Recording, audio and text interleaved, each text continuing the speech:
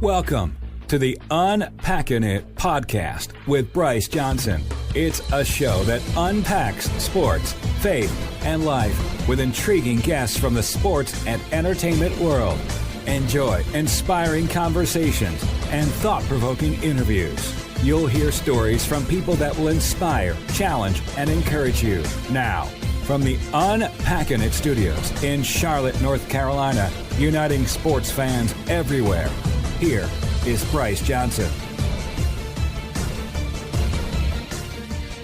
Welcome to the Unpacking It podcast, where we unpack sports, faith, and life with intriguing guests from the sports and entertainment world. I'm Bryce Johnson. Hope you're doing well. Thank you so much for joining us on this special edition of the podcast. And as you know, here at Unpacking It Ministries, we love putting together the Unpacking It podcast and interviewing some awesome guests. And hopefully you've subscribed to the weekday email devotional that we call Unpack This. If you haven't, you can subscribe on unpackingit.com. But we also do events, and we are fired up for June 20th, ManUp Charlotte. It's a virtual conference, and even if you're a listener anywhere, I encourage you to check out manupcharlotte.org, and you can register to be a part of what should be a really powerful and inspiring day. And so I've got the opportunity to interview former Panthers players Jonathan Stewart and Mike Tolbert. We'll also hear from a previous podcast guest, Derwin Gray. He's the keynote speaker. And so you can find out all the information about ManUp on manupcharlotte.org. And Unpacking It is playing a role and has been a part of the leadership team to put this event on. And so we've partnered with other ministries and churches in Charlotte to make this event available to you this year virtually with everything going on. So today on the podcast, we are going to share the audio version of a video interview that I did with Coty Sensabaugh as he's one of our bonus speakers for ManUp Charlotte. And so in order to get the video version of Coty, but also I think we got 10 or so other videos as well, plus all the breakout videos.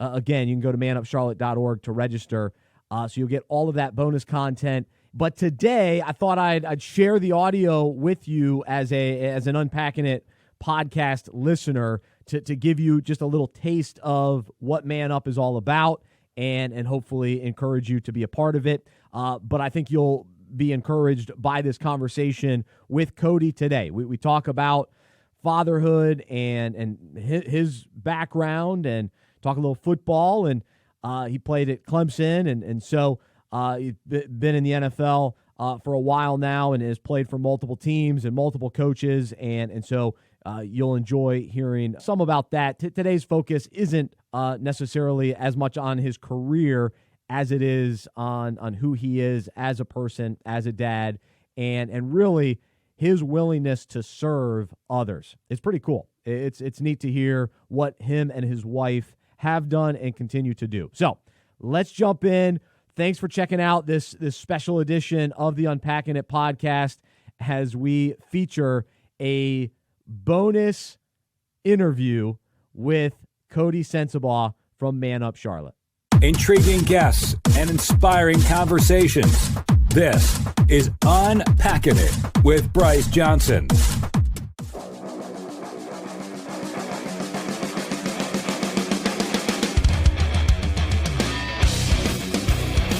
We're excited to welcome on Coty Sensabaugh. He's a husband. He's a father of two. He's played 8 years in the NFL after being drafted by the Titans. He spent time with the Steelers, the Rams, the Giants, Broncos, and Redskins. He grew up in Tennessee, but he now lives in Charlotte. And he also played his college football at Clemson.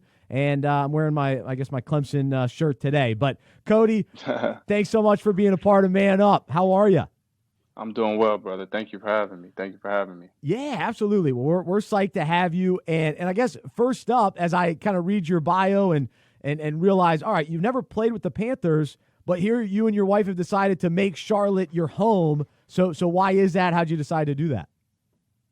We basically made Charlotte our home because my wife is from Columbia, South Carolina, and I'm from Kingsport, Tennessee.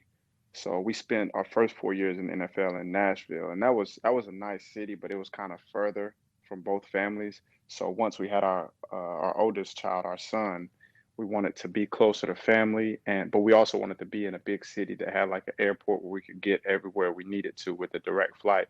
So Charlotte just made sense, and we purchased our second home here. We had a vacation rental before this, but we purchased like our first real home that we lived in, and we loved it, and we've been here ever since. But it was mainly to be closer to family, and it's kind of an in-between point for both families. Oh, that's awesome. And so we're going to talk about your involvement in the city and not only making it your hometown, but wanting it to be a place that you and your family are serving and engaging in, which is awesome.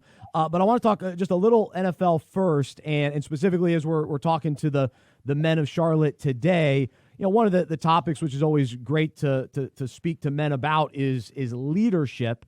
And to me, when I think of leadership in the NFL, I think of coaches and key players in the locker room. And so throughout your journey in the NFL, you've played for multiple teams, multiple coaches, have been around a lot of great players.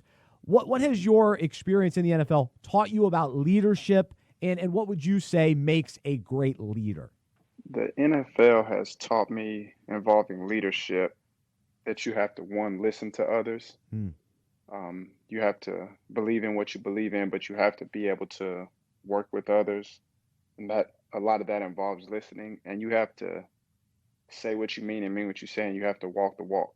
Like you can't just talk a good game. Like your actions have to align with what you're saying because people can see through when you're being phony or you're being fake. So it's all about the action involved in it. And I've got a chance to be around a lot of great leaders, whether it be coaches, GMs, players, people in the cafeteria, like, all types of great leaders. So I don't think leadership can be, pinpointed to just one position or one, whether you're a superstar or you're a practice squad player. Leadership comes in different forms. So I've got to experience a lot of great leadership throughout my time so far in the NFL. And how has even kind of watching other leaders affected your own leadership as a player and even in other areas of life too? You see certain guys do things a certain way, and you see the results they get, and then you like, man, I like what that looks like, and sometimes the results don't always follow, but as long as you're a man of integrity and you stand 10 toes down and you represent something, people will follow you as long as you're doing the right things. I've never heard that. 10 toes down. I like that. Yeah, I guess you that can means use staying it for grounded. sure. Yeah, absolutely. I For like sure. that. Very cool. Well, another kind of aspect of leadership too is your father growing up, and so let's talk fatherhood today, as that's a big part of Man Up as well.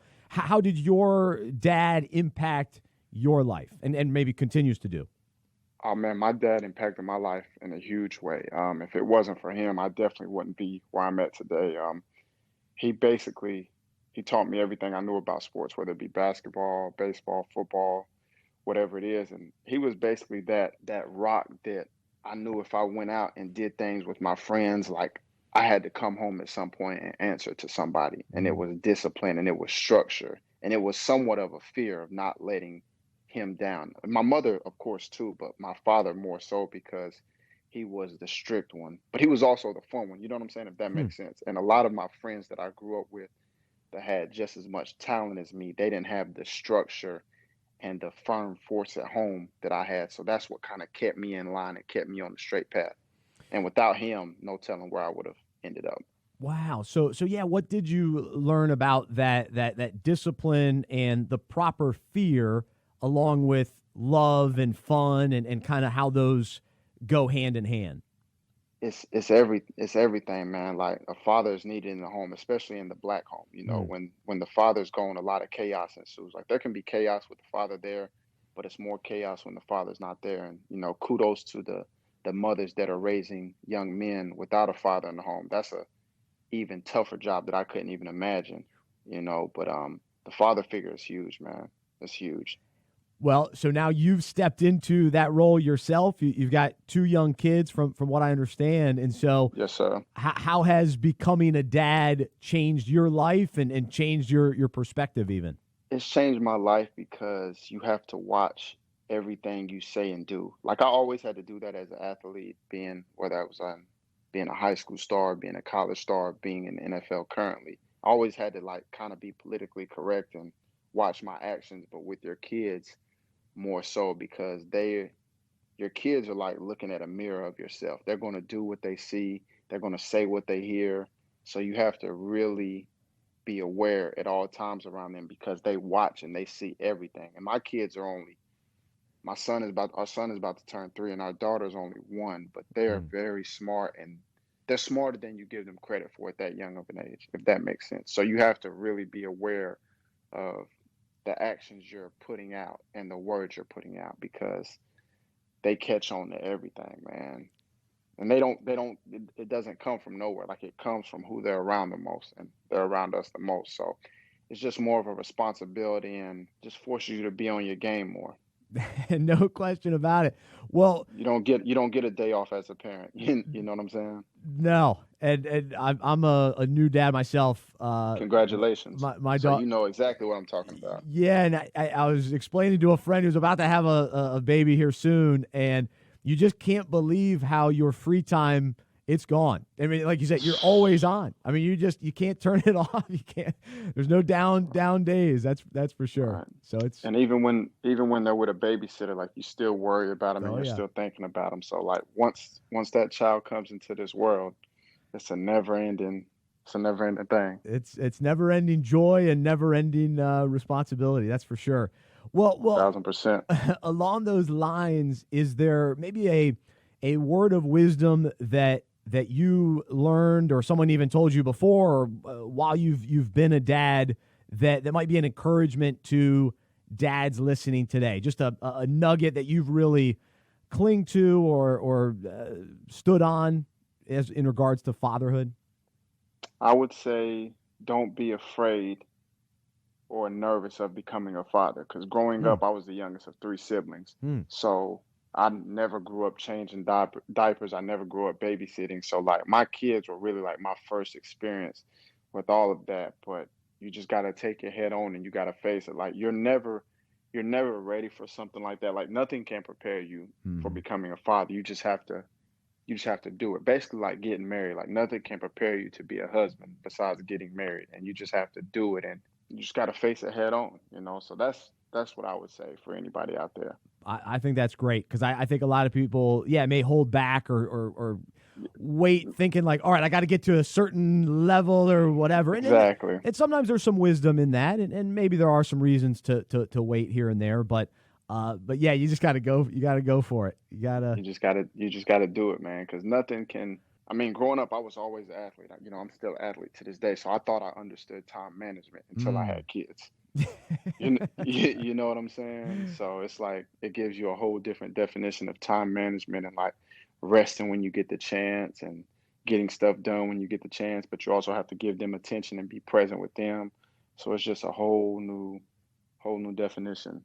That's right. Because I probably thought it at certain times like, man, I got to slow down first, or I've got to take some things out of my schedule before I could even open that up for a child. But it really, you got to have the child, and then it'll force you to start Of eliminating course. some of the extra stuff and things that Exactly. you just And you'll can't do notice it how all. much time you waste on stuff that really you can let go. That's right. Being completely honest, before you have kids, some of those things seem so important and seem so relevant, and then they're really not once because it gives you a different perspective on life because it's a little human being depending on you for everything.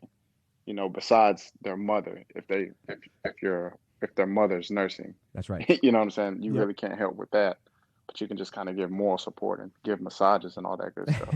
That's right. Being there for sure. Well, man, so you mentioned marriage and your wife is very. You guys are very connected, and even in setting this up, the two of you are on the same page, and it's cool to see. And I want to go back to even when you guys got married, you've had this hmm mentality of serving, giving back, putting others ahead of yourself.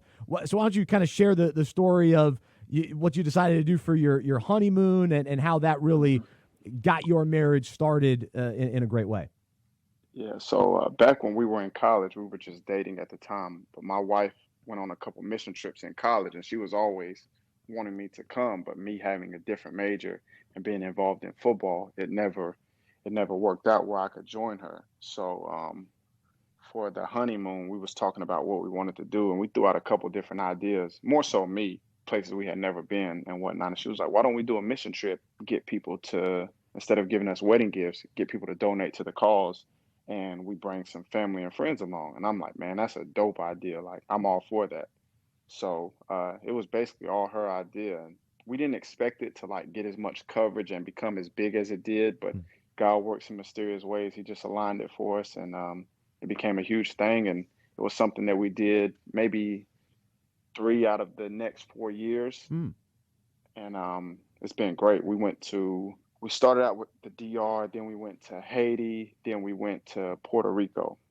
So it's been awesome, and you can really find yourself in giving to others and putting a smile on others' face, man. Because we're so, especially here in America, we're so blessed, and myself especially, I think sometimes we can tend to not be thankful for the small things, whether it's being able to wake up and put your feet on the ground, having a pillow to lay your head on, having shoes to put on your feet, having eggs to cook for breakfast every Mm. morning, having a stove to cook it on. I think we forget some of those little things that we're so blessed and should be so thankful for, but it becomes routine and it becomes second nature, that getting out of that comfort zone and going somewhere else where someone doesn't have those luxuries kind of puts things in perspective.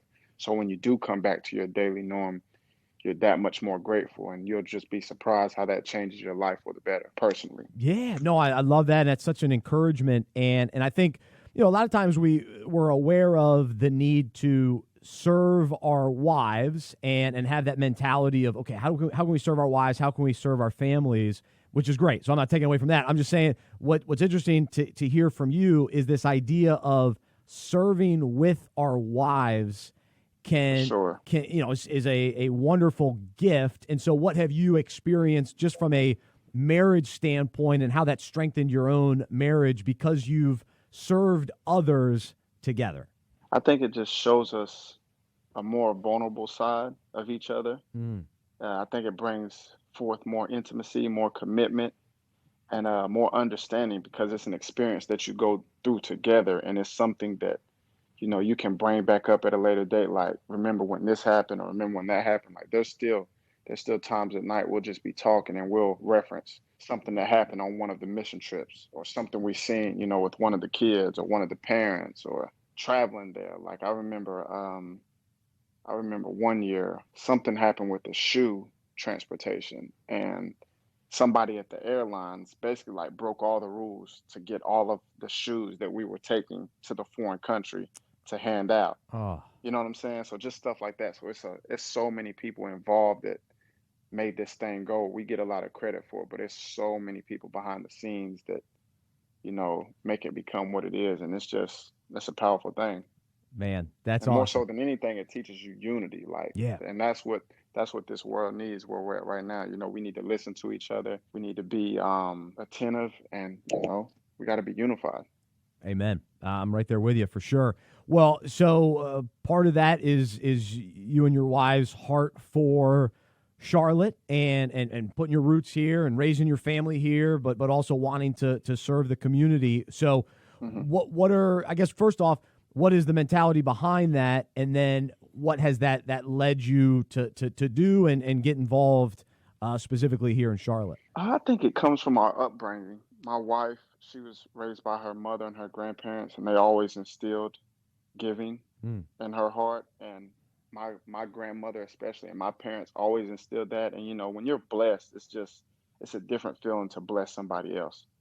It just brings a different joy, a different energy to do something for somebody else and make their day than to go out and do something for yourself, like buy yourself something nice, and then 30 minutes later you're over that high of that new object. So it's just about making this world a better place, man. And at the end of the day, like, Coty Sensabaugh is not going to be remembered for how many interceptions he had how many pass deflections he had, how many tackles he had, because at some point there's going to come somebody after me that wears the same number, that plays for the same team, that probably plays the same position. They could be better than me or not better than me, but that's a never-ending cycle. People are going to remember you for how you treated them and the impact you made in their life and the legacy and the footprint that you left behind you, whether or not you left something better after you left than before when you found it.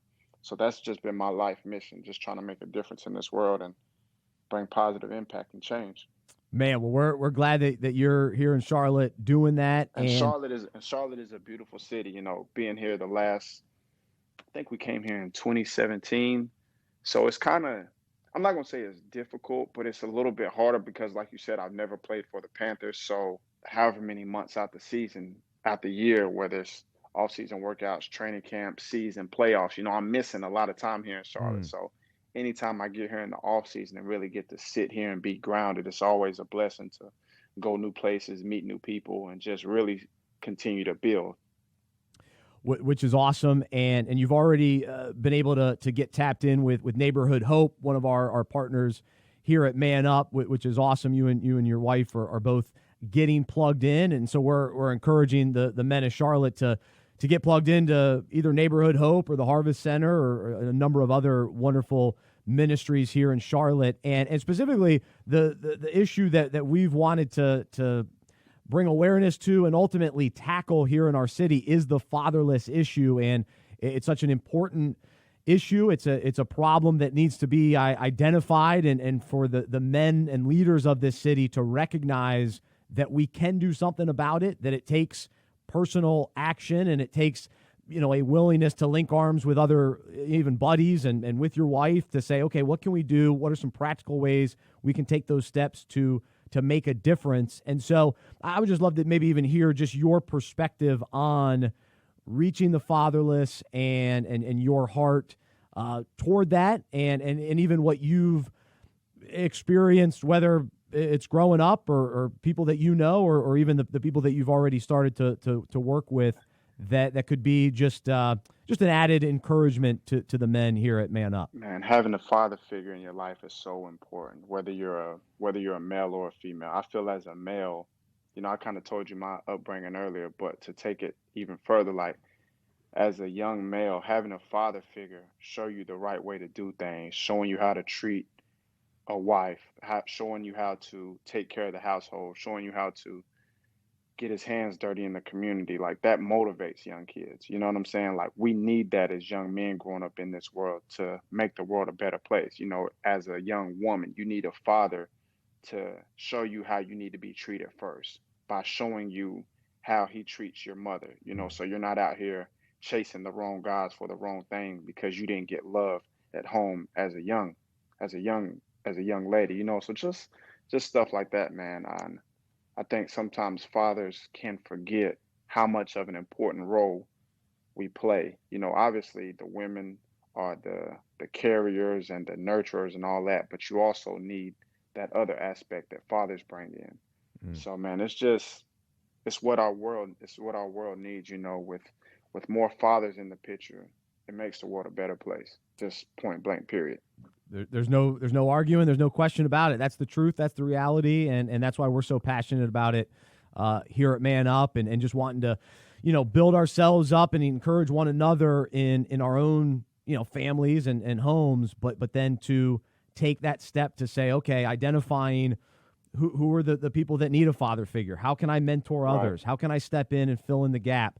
And so it's so crucial. And you'll be surprised how many young males in this world, if they just had a male figure to look up to, that's not, they can be on TV, like they can be an athlete and that's cool, but like somebody in the physical form put their arms around them, to tell them it's okay as a man to say I love you, as a man to say it's okay to cry, as a man to say it's okay to be vulnerable, but still handles his masculine duties. Like how huge that is for a young man in the society, man. It could move mountains. You know what I'm saying? it's a game changer. It's a game changer, man. It's a game changer because we're taught growing up not to be vulnerable, not to express yourselves. I think that's one of the reasons why the mental state of America with all the mental health issues is the way it is, especially in men, because we've been taught to be tough. And there's nothing wrong with being tough, but there's nothing wrong with being vulnerable. Like, you can still be tough and be vulnerable. You can Yeah. still be tough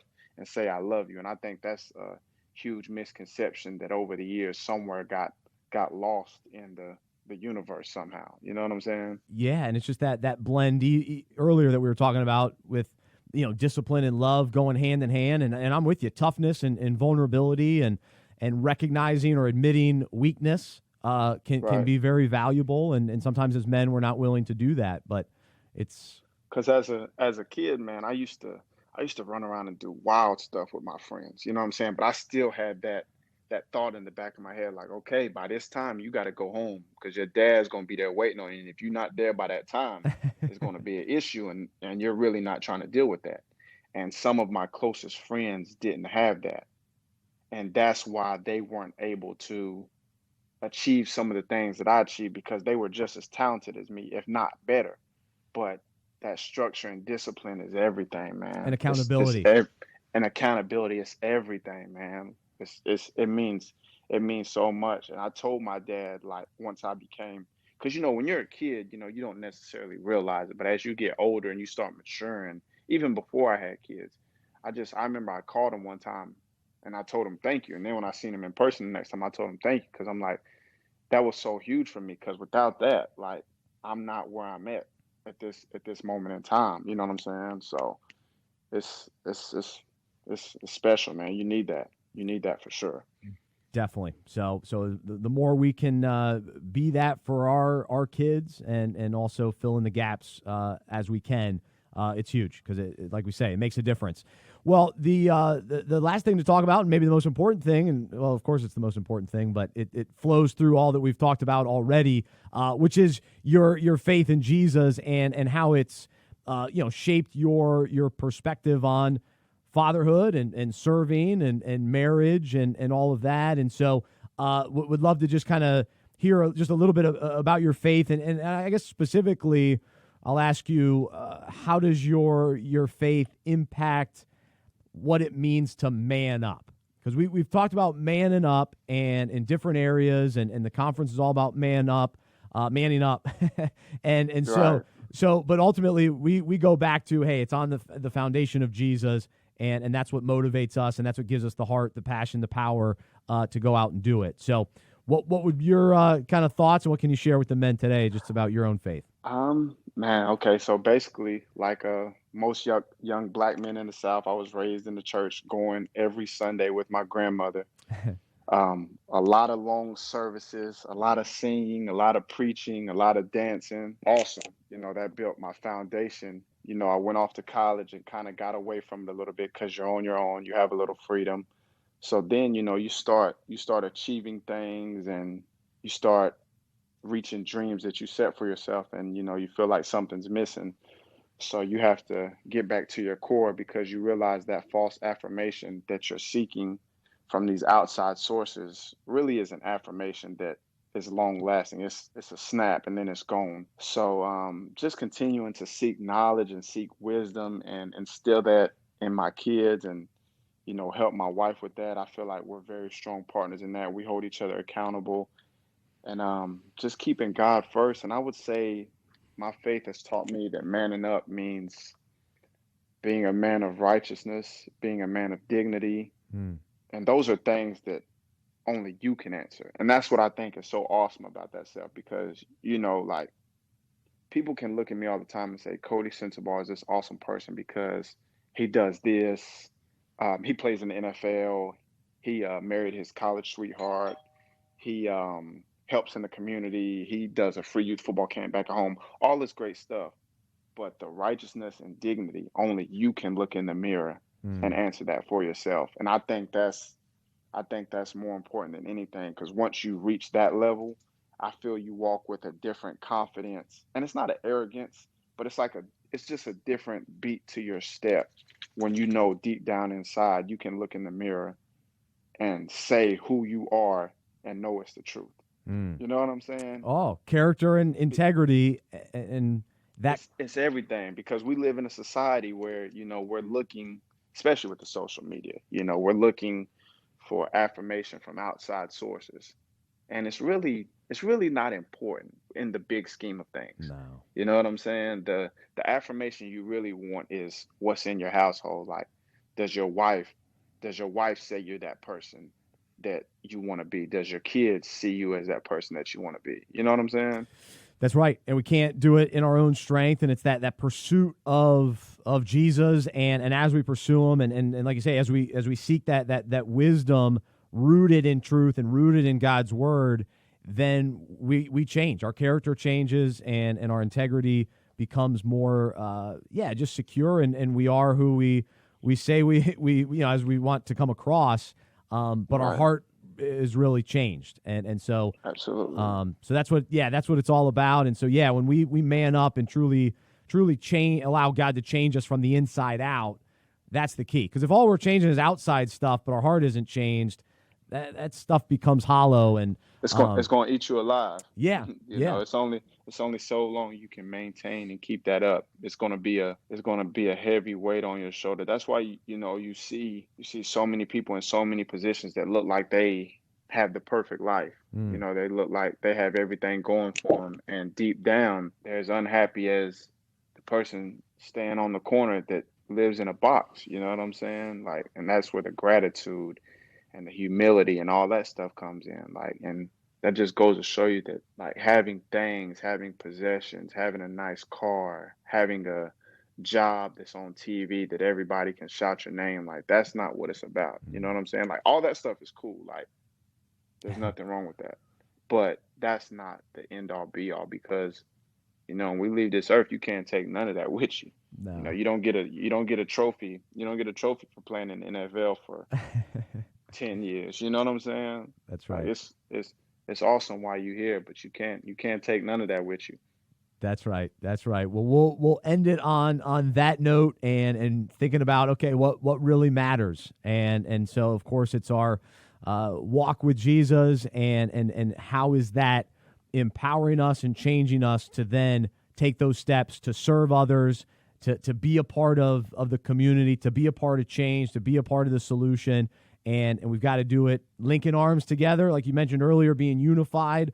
And I love the conversation about serving with our wives and having that mentality. What are we doing as a family to serve others, to be about others? How are we teaching our kids to think about others and not just being takers either, but to 'Cause really kids be are, givers? you have a child, kids are naturally selfish. I mean, we, Yeah, we all are. That's how we come into this world. that's We right. come in this world naturally selfish. So it's kind of a rewiring and a reteaching, and it's something that you have to do constantly to get better at it. Like anything, if you want to become a better speaker, you have to speak more, you have to write, you have to do these types of things. In order to become a better giver, you have to give more. You have to get out of your comfort zone. You have to do things that are somewhat uncomfortable. You have to go places you may not would ever want to live or never want to go to, but you have to go to those spaces to become better at it. Kind of got to lean over the edge a little bit. You know what I'm saying? Yeah, take those steps of faith for sure. And go take action. I think that's our theme is Absolutely. take action. And everybody can help, no matter what your position or your platform. Like, we all can do something for the betterment of this world and this society, no matter how much money you have or don't have. Even if it's just giving your time, like, I think that's the biggest action thing. Oh, absolutely. And it doesn't have to be either or one's better than the other. It's just giving of Right. what you're capable of giving. Giving of what you're capable of giving, because everybody's schedule and everybody's life is different. Yep. Different seasons I think that's one of the saddest things, is when we start judging others off of how they give back. Mm, As long as your heart's in the right place, that's all anybody can ask for. that's right. You know what I'm saying? That's all you can ask for, whether it be time, money, resources, whatever it may be. Any way you can help for the betterment of society, applaud you. That's right. Goes back to the heart of it all. So, Coty, man, really appreciate you joining me and joining the men of ManUp, and appreciate the work you're doing in Charlotte, and glad to have you a part of the community. And we'll look forward to staying connected. But thanks so much for being a part of this ManUp bonus video today. make sure you check out the rest of the videos, men, on manupcharlotte.org. And we really appreciate all of the support. And if you want to stay connected with us, you can find us on Facebook. Just search ManUp Charlotte, and hopefully we can stay connected there as well. He's Coty Sensabaugh. I'm Bryce Johnson. And as I end each Unpacking It podcast, I remind you that I'm a sports fan who follows Jesus. I believe in the good news that he died on the cross for my sin. He was resurrected, and through faith, I have been saved by his grace. I hope that is true for you as well, and I hope you'll join me as we live life as sports fans who follow Jesus together. Have a great rest of your day, and we'll talk to you next time right here on the Unpacking It podcast. For more information about the show, our events, and other resources, visit unpackinit.com. That's unpackinit.com. We hope you are encouraged, inspired, and challenged by what you heard today. To support our show and Unpacking It Ministries with a financial gift, visit unpackinit.com/donate. We look forward to unpacking sports, faith, and life with you again next week.